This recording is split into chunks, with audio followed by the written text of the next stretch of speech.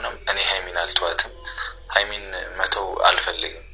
አልተዋትም። በጣም ነው ማፈቅራት፣ በጣም ነው መወዳት።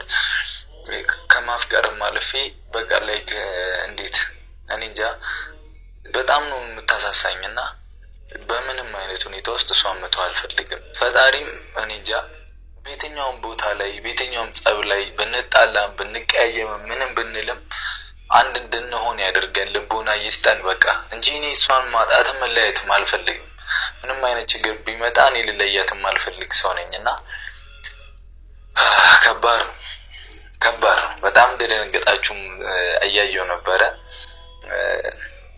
ኖርማል ነው በቃ ምንም ቢሆን የምታፈቅሩት የምትወዱትን ሰው ባለበት ላይክ እንዴት ነው እንትን ያለበትን ሁኔታ አይታችሁ አትውደዱት። ሰው ሲደላው ችግሩ ሲገባ ገንዘብ ኖሮ አልኖረው ምናምን ብላችሁ ፍቅር ውስጥ አትግቡ። እውነት በቃ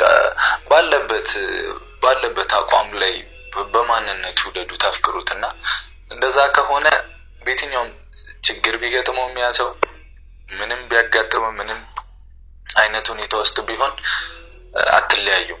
ላይክ እንጃ ፍቅር ማለት እኮ በችግር ሰዓት አብሮ መሆን፣ መተሳሰብ፣ አንድ መሆን በቃ አሁን እንዴት መሰላችሁ አሁን